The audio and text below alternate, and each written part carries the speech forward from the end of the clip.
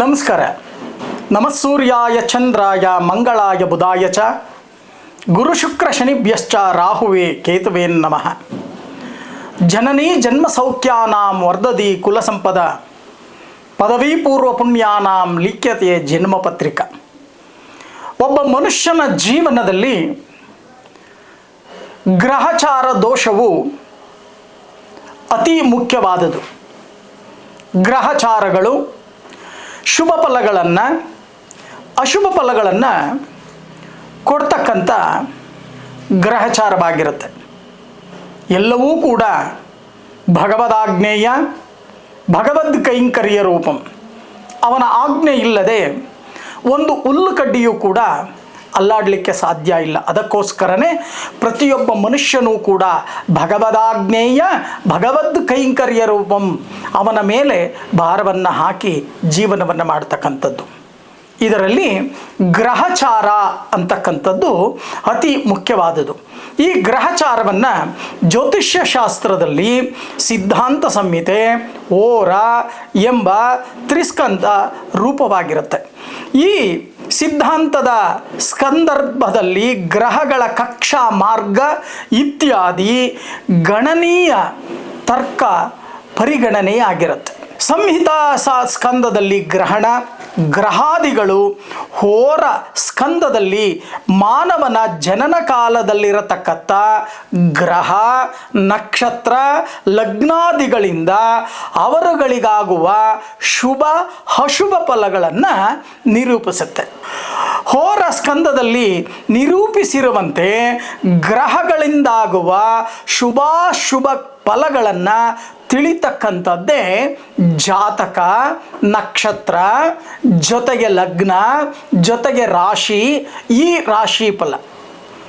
ಈ 2025 ದ್ವಾದಶ ರಾಶಿಗಳಿಗೆ ಯಾವ ರೀತಿ ಫಲಗಳು ಉಂಟಾಗತ್ತೆ, ಗುರು ಯಾವ ಸ್ಥಾನದಲ್ಲಿ ಸಂಚಾರವನ್ನು ಮಾಡ್ತಾರೆ, ಶನಿ ಯಾವ ಸ್ಥಾನದಲ್ಲಿ ಯಾವ ರಾಶಿಯಲ್ಲಿ ಸಂಚಾರವನ್ನು ಮಾಡ್ತಾರೆ, ಶನಿಯ ಫಲಾಫಲಗಳೇನು, ಬೃಹಸ್ಪತಿಯ ಫಲಾಫಲಗಳೇನು, ನಿಮ್ಮ ಜಾತಕಗಳಿಗೆ ಅನುಗುಣವಾಗಿ ರಾಶಿ ಫಲ ಹೇಗಿರುತ್ತೆ, 2025 ಶುಭಾಶುಭ ಫಲಗಳನ್ನು ಎಷ್ಟೆಷ್ಟು ನೀವು ಸ್ವೀಕರಿಸ್ತೀರಿ, ನಿಮ್ಮ ಜೀವನ ಹೇಗಾಗತ್ತೆ, ಮಾಡ್ತಕ್ಕಂಥ ವ್ಯಾಪಾರ ವ್ಯವಹಾರಗಳು ಹೇಗಿರುತ್ತೆ, ಆರೋಗ್ಯ ಭಾಗ್ಯ ಅಂತಕ್ಕಂಥದ್ದು ಹೇಗಿರುತ್ತೆ, ಚಂದ್ರಮ ಮನಸ್ಸೋ ಜಾತಃ ಅಂದರೆ ನಿಮ್ಮ ಮನಸ್ಸು ಯಾವ ರೀತಿ ಇರುತ್ತೆ,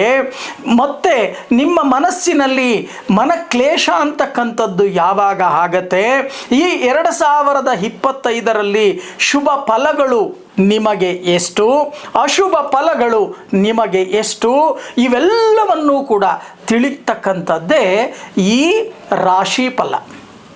ಈ ರಾಶಿ ಫಲದಲ್ಲಿ 12 ರಾಶಿಗಳು ಇರುತ್ತೆ. ಈಗ ಒಂದೊಂದು ರಾಶಿಯವರೆಗೂ ಒಂದೊಂದು ಫಲಗಳನ್ನು ನಾವು 2025ರಲ್ಲಿ ಏನೆಲ್ಲ ಫಲಗಳು ಬರುತ್ತೆ ಈ ಒಂದು ರಾಶಿಗಳಿಗೆ ನೋಡೋಣ. ಮೊದಲಿಗೆ ಮೇಷರಾಶಿಗೆ. ಈ ಮೇಷರಾಶಿಯವರೆಗೆ ವರ್ಷದ ಮೊದಲ ಭಾಗದಲ್ಲಿ ಬೃಹಸ್ಪತಿ ಅಂದರೆ ಗುರುಗ್ರಹವು ವೃಷಭ ರಾಶಿಯಲ್ಲಿ ಸಂಚಾರವನ್ನು ಮಾಡ್ತಕ್ಕಂಥ ಸಮಯದಲ್ಲಿ ಅಶುಭ ಫಲದಾಯಕನಾಗಿದ್ದು ನಾನಾ ರೀತಿಯ ತೊಂದರೆಗಳು, ಅನರ್ಥಗಳು, ಮಾನಸಿಕ ವ್ಯಥೆ, ಮಾನಸಿಕ ವೇದನೆಯನ್ನು ನಿಮಗೆ ಕೊಡ್ತಾನೆ. ಮತ್ತು ಮಿಥುನ ರಾಶಿಯಲ್ಲಿ ಸಂಚಾರವನ್ನು ಮಾಡ್ತಕ್ಕಂಥ ಸಮಯದಲ್ಲಿ ಇದೇ ಗುರುಗ್ರಹವು ಮಾನಹಾನಿ, ಮಾನನಷ್ಟ, ಜೊತೆಗೆ ಮನೋವ್ಯಥೆ ಇರ್ತಕ್ಕಂಥ ಸ್ಥಾನದಲ್ಲಿ ದೃಷ್ಟಿದೋಷ ಇವೆಲ್ಲವನ್ನು ಕೂಡ ಸೃಷ್ಟಿಯನ್ನು ಮಾಡ್ತಾನೆ. ಇನ್ನು ಶನಿಯು ನಿಮಗೆ ಕುಂಭ ರಾಶಿಯಲ್ಲಿ ಸಂಚಾರ ಮಾಡತಕ್ಕಂಥ ಸಮಯದಲ್ಲಿ ಈ ವರ್ಷ ಮಾಡ್ತಕ್ಕಂಥ ಕೆಲಸದಲ್ಲಿ ಮಂದಗತಿ, ವಿಘ್ನಗಳನ್ನು, ಜೊತೆಗೆ ತಡೆಗಳನ್ನು ಶನಿಯು ಕೊಡ್ತಕ್ಕಂಥ ಕೆಲಸವನ್ನು ಮಾಡ್ತಾನೆ ಈ ವರ್ಷದಲ್ಲಿ. ಸ್ವಲ್ಪ ಜಾಗರೂಕತೆಯಿಂದ ಇರಿ.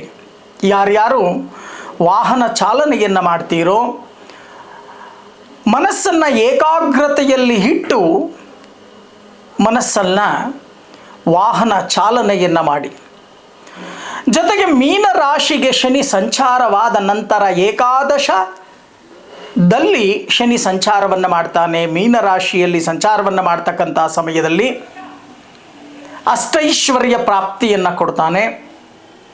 ಮಾಡ್ತಕ್ಕಂಥ ಕೆಲಸ ಕಾರ್ಯಗಳಲ್ಲಿ ಶುಭ ಫಲಗಳನ್ನು ಕೊಡ್ತಾನೆ. ಕಳ್ಕೊಂಡಿರ್ತಕ್ಕಂಥದ್ದು ಕೂಡ ವಾಪಸ್ ಬರ್ತಕ್ಕಂಥ ಪರಿಸ್ಥಿತಿಗಳು, ಫಲಗಳನ್ನು ಶನಿಯು ಕೊಡ್ತಾನೆ.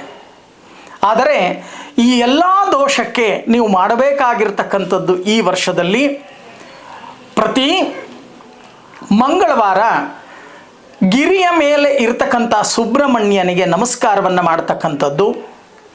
ಜೊತೆಗೆ ದಕ್ಷಿಣಾಭಿಮುಖವಾಗಿರ್ತಕ್ಕಂಥ ಆಂಜನೇಯನಿಗೆ ನಾಟಿ ತುಳಸಿಯನ್ನು ಅರ್ಪಣೆಯನ್ನು ಮಾಡಿ ದೀರ್ಘದಾಂಡ ನಮಸ್ಕಾರವನ್ನು ಮಾಡ್ತಕ್ಕಂಥ ಕೆಲಸವನ್ನು ಮಾಡಿ. ಈ ವರ್ಷದಲ್ಲಿ ಬರ್ತಕ್ಕಂಥ ಎಡರು ತೊಡರುಗಳು, ಅಶುಭ ಫಲಗಳು ಕಮ್ಮಿಯಾಗಿ ನಿಮಗೆ ಸುಖ ಜೀವನ ಪ್ರಾಪ್ತಿಯಾಗತ್ತೆ. ಈ ರೀತಿ ಮಾಡುವುದರಿಂದ ಬರ್ತಕ್ಕಂಥ ಸಂಕಟಗಳು ದೂರವಾಗಿ ಸುಖ, ಶಾಂತಿ, ನೆಮ್ಮದಿ, ಐಶ್ವರ್ಯ, ಸಂತೋಷ, ಆಯಸ್ಸು ಇವೆಲ್ಲವನ್ನು ಕೂಡ ಶನಿ ಮತ್ತು ಗುರುಗ್ರಹಗಳು ಕೊಟ್ಟು ನಿಮ್ಮನ್ನು ಕಾಪಾಡ್ತಾರೆ ಅಂತಕ್ಕಂಥದ್ದು ಜ್ಯೋತಿಷ್ಯ ಶಾಸ್ತ್ರದ ಪ್ರತೀತ.